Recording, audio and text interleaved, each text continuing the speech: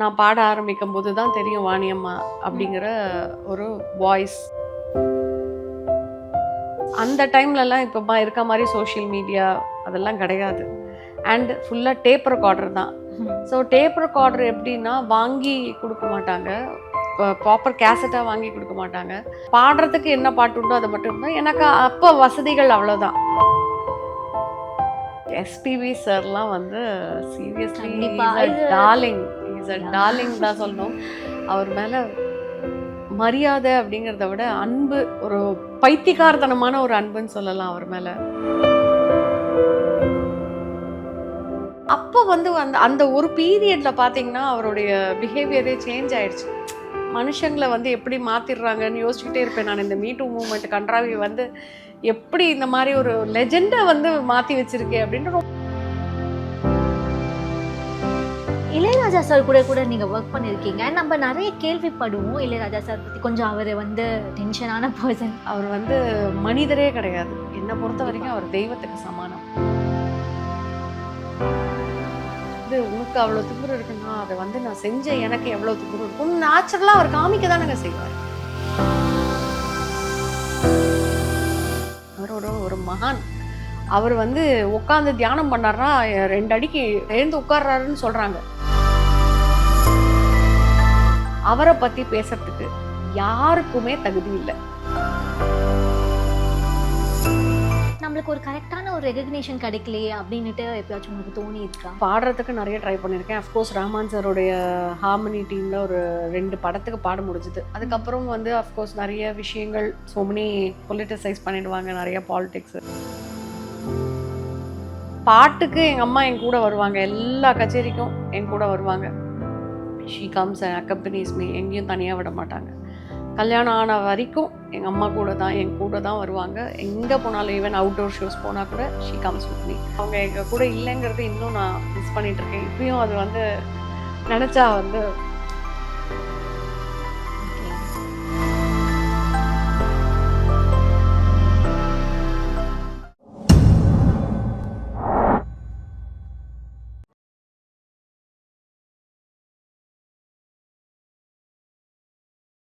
Hi hello, welcome back to Brog TV and நான் உங்கள் Akila. So இன்றைக்கி ஒரு பியூட்டிஃபுல்லான ஒரு சிங்கர் தான் பார்க்க வந்திருக்கோம். இங்கே வந்து நிறைய ஒரு டிவோஷனல் சாங்ஸ் எல்லாம் பாடியிருக்காங்க. So let's welcome our guest Ramya Nandakumar ma'am. வணக்கம். வணக்கம். ப்ரோக் டிவி நேயர்களுக்கு நண்பான வணக்கம். ஸோ ரொம்ப எக்ஸைட்டிங்காக இருக்குது உங்களை இன்டர்வியூ பண்ணுறதுக்கு. பிகாஸ் நீங்கள் வந்து நிறைய டிவோஷனல் சாங்ஸ் எல்லாம் பாடியிருக்கீங்க. ஸோ சின்ன வயசுலேருந்தே இதெல்லாம் நீங்கள் ஸ்டார்ட் பண்ணிட்டீங்க இல்லையா? யா, ஒரு 8 இயர்ஸ்லேருந்து என்னையும் அறியாமல் சில பாடல்கள் கேட்கும்போது உங்களுக்கு யூ கீப் சிங்கிங் ரைட். குழந்தைங்க எப்போவுமே பாடிட்டுருப்பாங்க. அந்த மாதிரி அவ்வளோ ஏர்லி ஏஜ்லலாம் இப்போ வந்து நிறைய வந்து பேரண்ட்ஸ் குழந்தைங்கள ஆரம்பத்துலேயே இந்த 1 வயசு 2 வயசுலேயே வந்து பாட வைக்கிறாங்க. அப்படிலாம் இல்லை எங்கள் வீட்டில். ஸோ காதால் கேட்டு நிறைய பாடல்கள் கேட்டு கேட்டு வளர்ந்து அதுக்கப்புறம் வந்து ஒரு ஸ்டேஜில் வந்து இது எனக்கு பிடிக்கும் அப்படின்னு இந்த ஜானர் ஆஃப் சாங்ஸ் அப்படிங்கிறது தான் வந்து வாணியம்மாவோட சாங்ஸ் எனக்கு ஃபஸ்ட்டு மைண்டில் ரெஜிஸ்டர் ஆனது. பட் ஆக்சுவலி ஸ்பீக்கிங் ஸ்டேஜில் நான் பாடின ஃபஸ்ட்டு சாங் அப்படின்னு பார்த்தீங்கன்னா அது வந்து தேனே தென்பாண்டி மீனே, மோகன் சரோட உதயகீதம் சாங்கு. ஸோ எனக்கு நினைவு தெரிஞ்சு I was like I started admiring Vaniyamma's voice without even knowing அவங்க யார் அப்படிங்கிறது தெரியாமல் அந்த குரலுக்கு ஒரு அடிமையாயிட்டேன். ஏன்னா அது வந்து ஒரு மாதிரி ரொம்ப ஈர்க்கக்கூடிய ஒரு குரல். ஸோ இந்த 7 ஸ்வரங்களுக்குள், கேள்வியின் நாயகனே, இந்த பாடல்லாம் வந்து நிறைய கேட்டுக்கிட்டே இருப்பேன். ஸோ அது வந்து ஐ கீப் மர்மரிங் அண்ட் அதுதான் என்னுடைய ஃபஸ்ட்டு லேர்னிங் இன் மியூசிக் அப்படின்னு சொல்லலாம். ஸோ அந்த அட்மிரேஷனில் அவங்கள பார்க்கணுங்கிற ஒரு ஆர்வம் ரொம்ப ஜாஸ்தியாக இருந்தது. பட் அன்ஃபார்ச்சுனேட்லி ரொம்ப வருஷம் கழித்து தான் அவங்கள, ப்ராபப்ளி ஒரு 3 decades கழிச்சு தான் அவங்கள பார்க்க முடிஞ்சதுன்னு வச்சுக்கோங்களேன். பட் அவங்களுக்கு தான் மேஜர் இன்ஸ்பிரேஷன் அப்படின்னு சொன்னால் இந்த நிறைய இன்டர்வியூஸில் சொல்லியிருக்கேன் நான். அவங்க தான் என்னுடைய main inspiration for singing. So நீங்கள் வந்து கேட்டு தான் நீங்கள் எல்லாமே கற்றுக்கிட்டீங்க அப்படின்னு சொல்கிறீங்க இல்லையா? ஒரு இன்ட்ரெஸ்ட் வந்து எனக்கு கேட்டு தான் இந்த சங்கீதம் வந்து இந்த ஜேர்னி வந்து எனக்கு இதிலேருந்து தான் ஆரம்பிச்சது. நீங்கள் ஸ்டேஜில் ஃபஸ்ட்டு பாடின பாட்டு வந்து உதயகீதமில் அந்த சாங் சொல்லியிருந்தீங்களே, எங்களுக்காக ஒரு வாட்டி அந்த சாங் பாட முடியும்? நீதான் செந்தாமரை தேனே தென்பாண்டி மீனே தாலேலேலோ சூப்பர் மேம். ஸோ 8 வயசுல நீங்க இந்த பாட்டு ஸ்டேஜ்ல பாடுனீங்க. எஸ் 8 வயசுலன்னு இல்லை, அது வந்து அரௌண்ட் 9 இயர்ஸ். 9 years 8 இயர்ஸ்லேருந்து பாட ஆரம்பிச்சு கேட்டுட்டே இருப்பேன். பட் 9 இயர்ஸ் தான் ஃபஸ்ட்டு ஸ்டேஜில் ஏறினது. என்னோட அம்மாவோட ஆஃபீஸில் வந்து அவங்களோட annual day, she was working for ONGC, oil and natural gas corporation. அப்போ அவங்களுடைய office fancy dress competition, annual day செலிப்ரேஷன்ஸில் fancy dress competition and kids wards எல்லாம் பாடலாம், பார்ட்டிசிபேட் பண்ணலான்னும் போது அப்போது இந்த பாட்டை நான் ஸ்டேஜில் பாடினேன். ஸோ விவரம் தெரியாத வயசு இல்லையா? ஆமாம். ஒரு ஸ்டேஜ்க்கு அப்புறம் இவங்க தான் இந்த பாட்டை பாடினாங்க அப்படின்னும் போது வாணி ஜெயராம் மேம் பார்க்கும்போது உங்களுக்கு எப்படி இருந்தது? நான் பாட ஆரம்பிக்கும் போது தான் தெரியும் வாணியம்மா அப்படிங்கிற ஒரு வாய்ஸ் இந்த பாட்டுக்கு பின்னாடி இருக்குன்னு. But I couldn't put a face to her name, because அந்த டைம்லலாம் இப்போ இருக்க மாதிரி சோஷியல் மீடியா அதெல்லாம் கிடையாது. அண்ட் ஃபுல்லாக டேப் ரெக்கார்டர் தான். ஸோ டேப் ரெக்கார்டர் எப்படின்னா வாங்கி கொடுக்க மாட்டாங்க, ப்ராப்பர் கேசட்டாக வாங்கி கொடுக்க மாட்டாங்க. சாங்ஸை போய் ரெக்கார்ட் பண்ணிட்டு வருவேன் அந்த கடையில் வந்து. இந்த சாங்ஸ் மட்டும் வேணும், பிகாஸ் வேணுங்கிற பாட்டை மட்டும் கேட்டால் போதும், பாடுறதுக்கு என்ன பாட்டு உண்டோ அதை மட்டும் தான். எனக்கு அப்போ வசதிகள் அவ்வளோதான். ஸோ அந்த படத்தோட கேசட்டை வாங்கி வாங்கி பார்க்குற அளவுக்கு, ஸோ அப்படிலாம் பார்த்துருந்தாலாவது உங்களுக்கு தெரியும் வாணியம்மாவோட ஃபோட்டோலாம் போட்டிருப்பாங்க. ஸோ எனக்கு அவங்கள வந்து பரிச்சயம் ஆகிறதுக்கு ரொம்ப டைம் ஆச்சு. அண்ட் ஒரு என்னுடைய 16 இயர்ஸ் 15 இயர்ஸ் 16 இயர்ஸில் வந்து அப்போ தான் அவங்களுக்கு வாணி ஜெயராம் இப்படி தான் இருப்பாங்க. அப்போ தான் அவங்களோட பேருக்கு ஒரு ஃபேஸ் எல்லாம் அப்பப்போ ஸ்லோவாக கொஞ்சம் கொஞ்சமாக அந்த டிவிலெலாம் காமிப்பாங்க. அதெல்லாம் பார்க்கும்போது அப்போ தான் தெரிஞ்சது, ஓகே இவங்க தான் வாணி ஜெயராம்னு. பட் நீங்கள் பார்த்தீங்கன்னா நிறைய பேர் நான் சொல்லி கேள்விப்பட்டிருக்கேன், அவங்க வந்து பயங்கர ஸ்ட்ரிக்ட்டு, ரொம்ப ரொம்ப பேச மாட்டாங்க, நிறைய ஆட்டிடியூட் காமிப்பாங்கன்னுலாம் சொல்லியிருக்காங்க. பட் நிஜமாவே அவங்க அந்த மாதிரி கிடையவே கிடையாது. அதுதான் நம்ம ஒருத்தங்களை பழகாமலே ஒருத்தங்களை பற்றி தெரிஞ்சுக்காமலே நிறைய சொல்லிடுறோம் அப்படிங்கிறதுக்கு இது ஒரு சிறந்த எக்ஸாம்பிள்.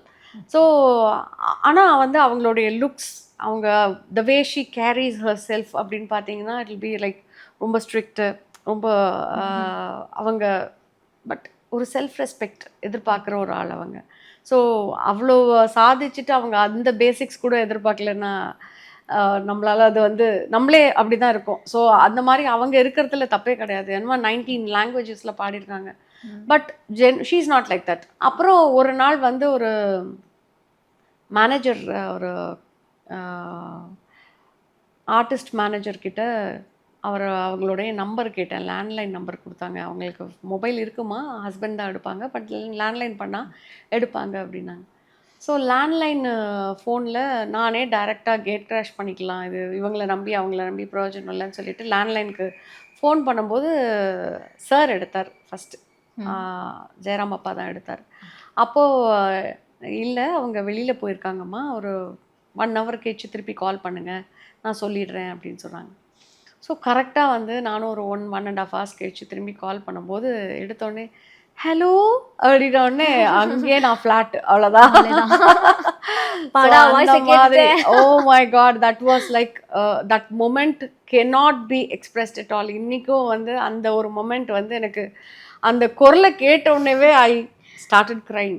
அந்த ஏன்னா நம்மளுடைய ஐடல், ஒரு நம்ம மானசீகமாக ஒரு குருவாக நினச்சி நம்ம பார்க்குற ஒரு எனக்கு கடவுள் மாதிரி அவங்க. ஸோ அப்படி இருக்கும்போது அவங்க வந்து எடுத்தோடனே ஹலோ அப்படின்னோடனே லிட்ரலி இதான் அவங்க குரல். So soft and sweet. அவங்க பேசுகிற குரலும் பாடுற குரலும் ஒரே மாதிரி இருக்கும். ஸோ நான் உங்களுடைய டைஹார்ட் ஃபேன்மா, எனக்கு உங்களுடைய பாட்டை உங்கள் முன்னாடி பாடி ஒரு ஷோ பண்ணணும்னு ஆசை அப்படின்னா. ரொம்ப அபூர்வமாக இருக்கே, நீ வா வீட்டுக்கு வா அப்படின்னு சொல்லிட்டு வீட்டு அட்ரஸ்லாம் கொடுத்துட்டாங்க. ஸோ மறுநாளே அப்பாயின்மெண்ட் கொடுத்தாங்க. மறுநாளே வி ஆர் கோயிங். நான் இந்த இன்டர்வியூவை எனக்கு ரெஃபர் பண்ண நிர்மலா அக்கா அண்ட் மிஸ்டர் முரளி, மௌனராக முரளி, நாங்கள் 3 பேரும் வி வென்ட் தேர். போகும்போது ஷி வாஸ் லைக், இப்படி ஒரு நீ டைஹார்ட் ஃபேனா, நீ என் வாய்ஸை மட்டும் கேட்டே வளர்ந்துருக்கியா, எனக்கு ஆச்சரியமாக இருக்குது, இந்த மாதிரி நான் கேள்விப்பட்டதே இல்லை. ஏன்னா நிறைய பேருக்கு வந்து என்னை தெரியும், என்னை தெரிஞ்சு தான் வந்து என்னை பார்க்க வந்திருக்காங்களே தவிர என்னை தெரியாமல் என் பாட்டுக்கு ஒரு அடிமையாகி நீ வந்திருக்கேன்னா எனக்கு ரொம்ப சந்தோஷமாக இருக்குது, எனக்கு உன்னை பார்க்குறதுக்கே ரொம்ப பெருமையாக இருக்குது, நீ இன்னும் முன்னாடியே வந்திருக்கலாமே, ஏன் இவ்வளோ லேட்டாக வந்த அப்படின்னாங்க. ஸோ அந்த மாதிரி ஒரு எக்ஸ்பீரியன்ஸ். அப்போது இம்மீடியட்லி ஷி அக்செப்டட். நீங்கள் இந்த மாதிரி ஷோ யாருமே என்கிட்ட வந்து பண்ணணும்னு கேட்டதில்லை. என் பாட்டை என் முன்னாடி நீங்கள்லாம் பாட போகிறீங்கன்னா ரொம்ப சந்தோஷமாக இருக்குது. I'm eagerly waiting. ஸோ பண்ணுங்க அப்படின்னாங்க. அப்போ என்னம்மா உங்களுக்கு ரெம்யூனரேஷன் கொடுக்கணும் அப்படின்னு. எனக்கு எதுக்கு ரெம்யூனரேஷன்? நீங்கள்லாம் பாட போகிறீங்க, நான் உட்காந்து கேட்க போகிறேன். எதுக்கு ரெம்யூனரேஷன்? உடனே அது அடுத்த ஷாக்கு. ஏன்னா like she is in peak. She could have easily charged some amount. But she said இல்லை வேண்டாம், நீங்களாம் பாட போகிறீங்க, அதை நான் கேட்க போகிறேன், குழந்தைங்கள்லாம் பாடுங்க நான் கேட்குறேன் அப்படின்னு சொல்லிட்டு சந்தோஷமாக she came there.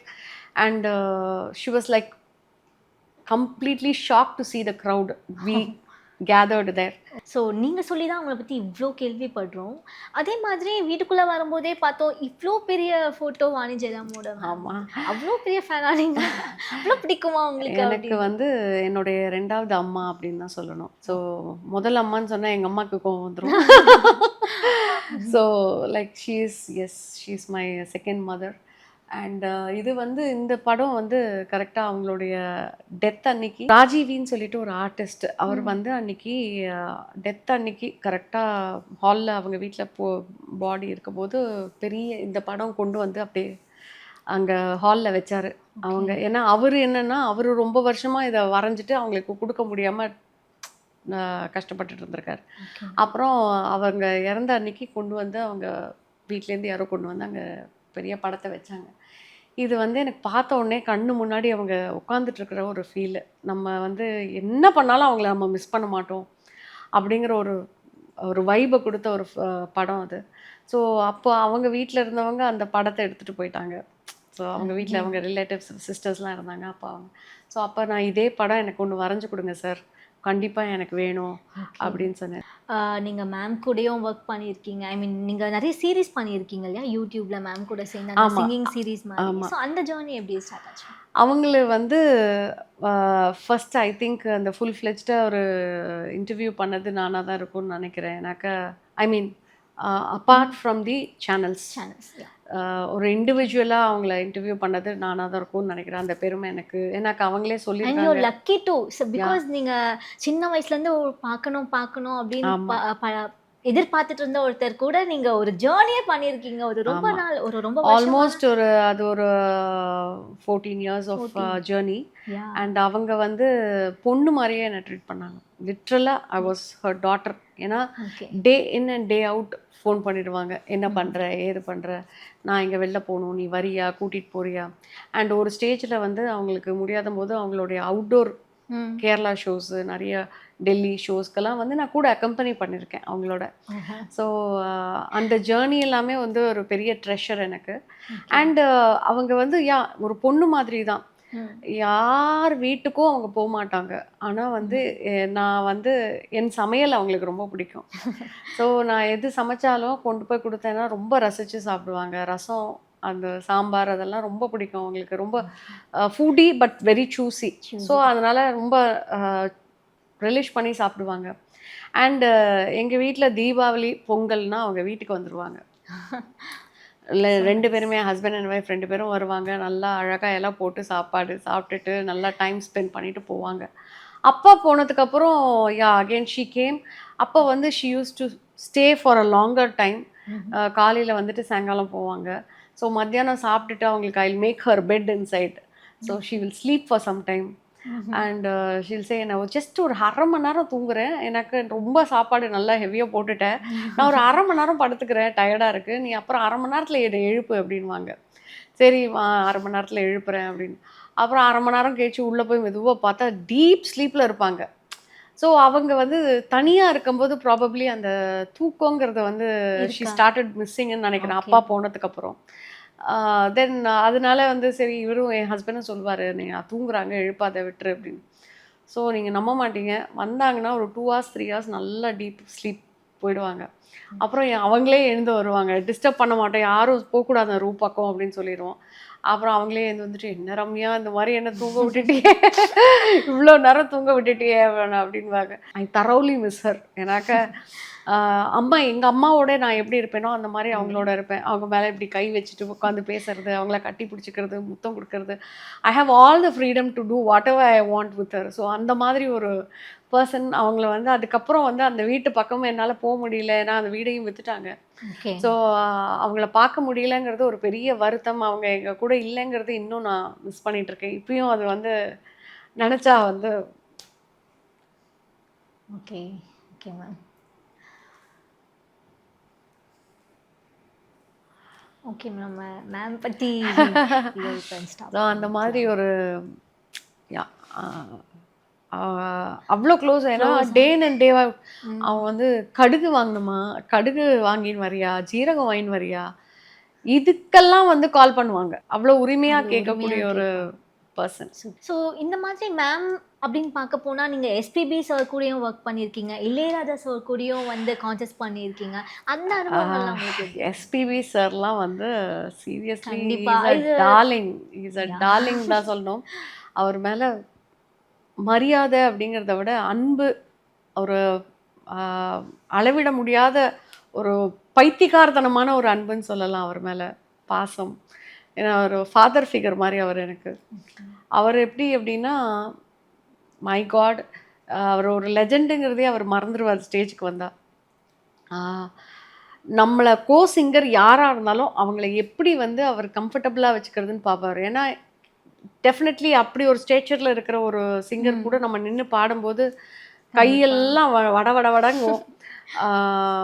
Building strong basement வீக்குன்னு வாங்க, அந்த மாதிரி வந்து ஒரு பயம் இருந்துக்கிட்டே இருக்கும். ஐயோ கரெக்டாக பாடிடணுமே, அந்த பயத்திலேயே எல்லாம் தப்பு தப்பாக வந்து விழும். ஸோ அப்போ அவர் சொல்லுவார், நான் என்ன பூதமா பேயா, எதுக்கு இப்படி பயப்படுற, அந்த மாதிரிலாம் பயப்படாத, நார்மலாக இரு, பாடு, ஒன்றும் பிரச்சனை இல்லை அப்படிம்பாரு. நானும் தான் தப்பு பண்ணுவேன், நீயும் தப்பு பண்ணு, பரவாயில்ல, இட்ஸ் ஓகே, ஆனால் தப்பு மக்களுக்கு தெரியாமல் இருந்தால் போதும் அப்படிம்பாரு. ஸோ அந்த மாதிரி இஸ் வெரி ஸ்வீட். ஸோ அவ்வளோ நல்லா பழகிட்டு இருந்தவர், பேசிகிட்டு இருந்தவர், ரொம்ப ஜாலியாக. அதாவது அவர் வந்துட்டாலே வந்து ஒரு சின்ன குழந்தை மாதிரி பிஹேவ் பண்ணுவார். ரொம்ப கிண்டல் பண்ணிக்கிட்டு கலாட்டா பண்ணிக்கிட்டு. அப்போ வந்து அந்த அந்த ஒரு பீரியடில் பார்த்தீங்கன்னா அவருடைய பிஹேவியரே சேஞ்ச் ஆயிடுச்சு. மனுஷங்களை வந்து எப்படி மாற்றிடுறாங்கன்னு யோசிச்சுக்கிட்டே இருப்பேன் நான். இந்த மீ டூ மூவ்மெண்ட் கன்றாவி வந்து எப்படி இந்த மாதிரி ஒரு லெஜெண்டை வந்து மாற்றி வச்சிருக்கே அப்படின்ட்டு ரொம்ப கொஞ்சம் கர்டைல் பண்ணி இருக்கா மாதிரி இருந்ததுன்னா, ஸ்டேஜ்லலாம் வந்து பார்த்தா கூட அப்படின்வாரு, ஒரு மாதிரி தள்ளி நிற்பார். ஒரு பயம், ஒரு என்ன இருந்தால் இருந்தாலும் நீங்கள் ஒரு லேடிமா, நீங்கள் அங்கேயே நில்லுங்க, நான் இங்கே நிற்கிறேன் அப்படிங்கிற மாதிரி ஒரு I could sense that.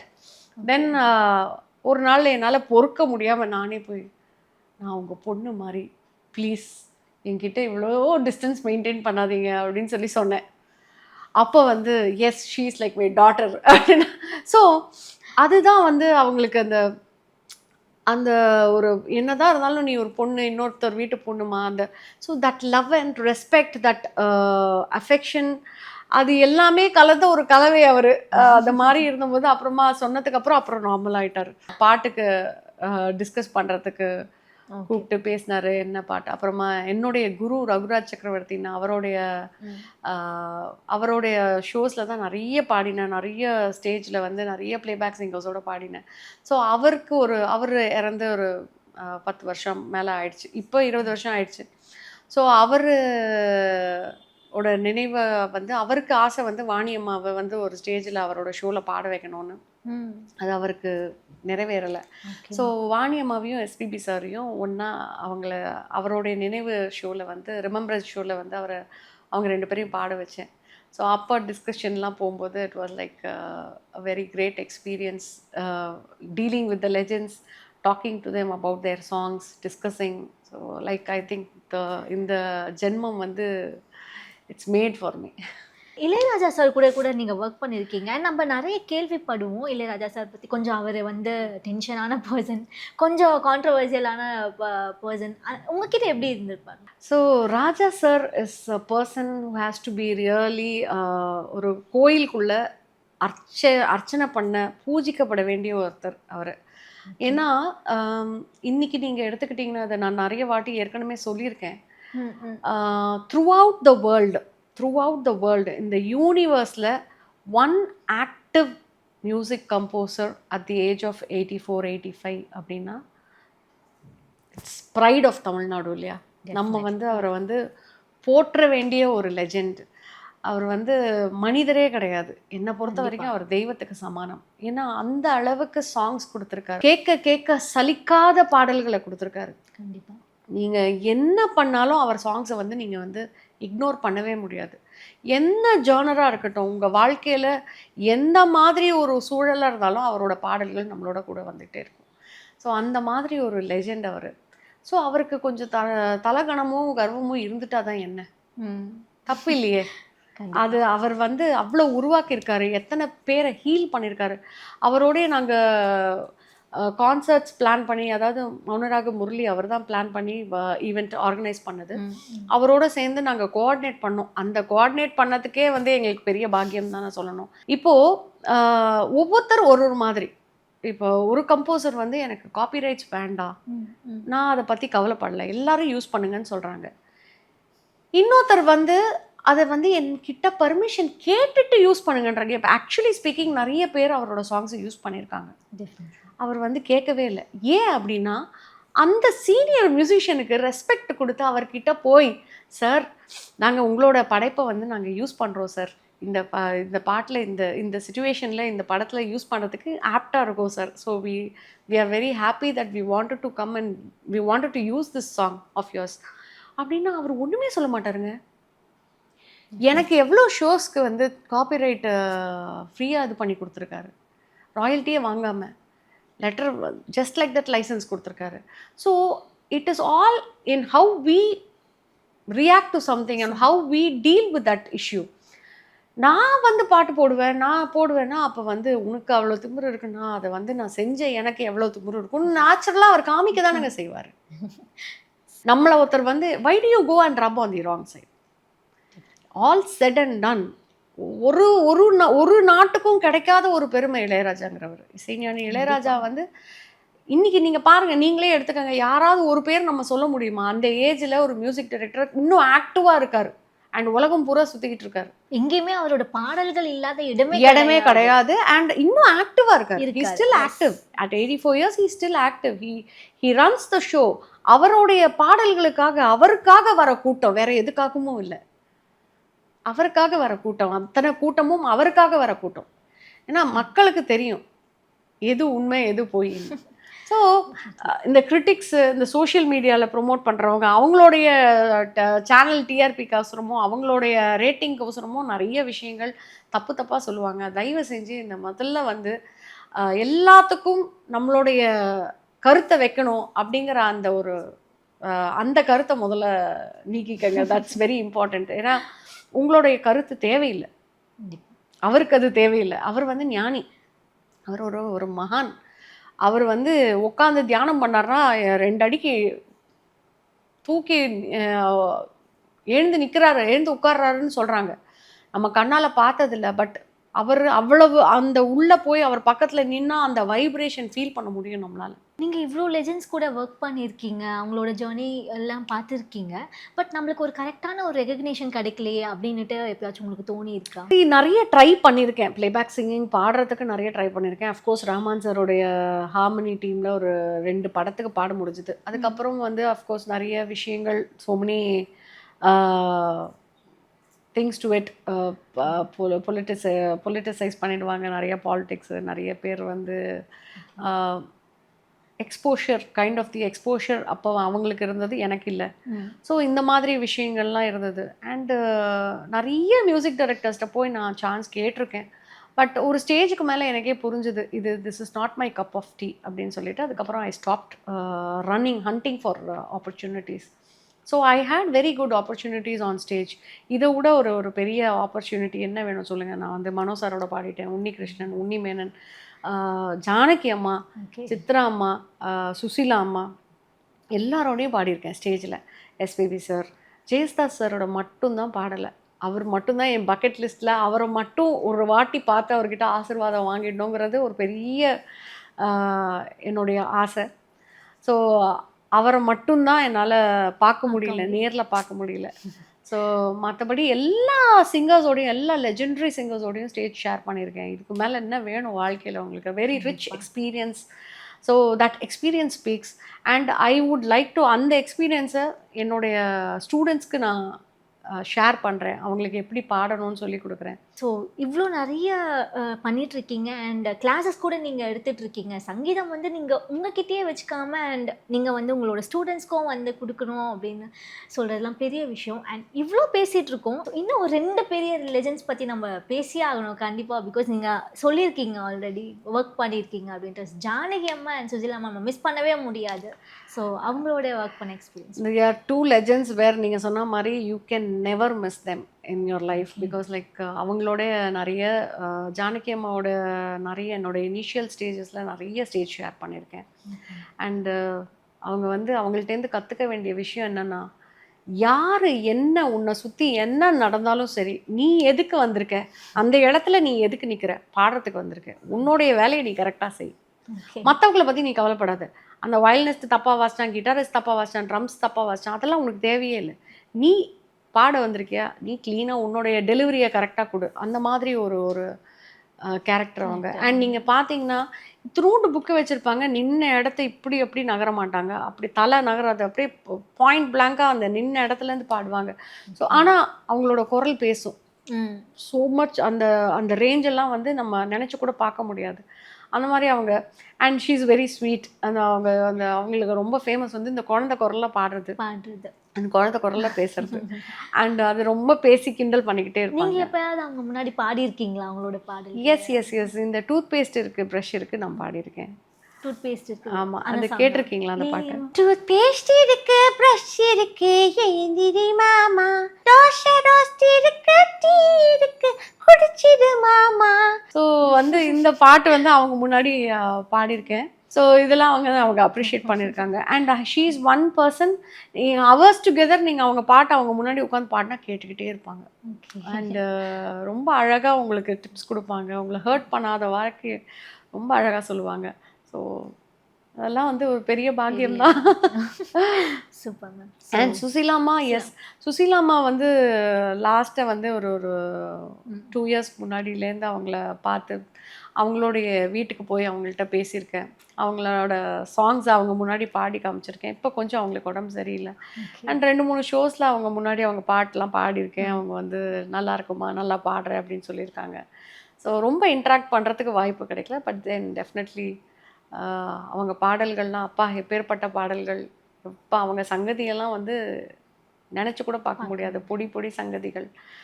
So S, நிஜமாக திஸ் லைஃப் இஸ் மேட் அப்படின்னு தான் சொல்லணும்.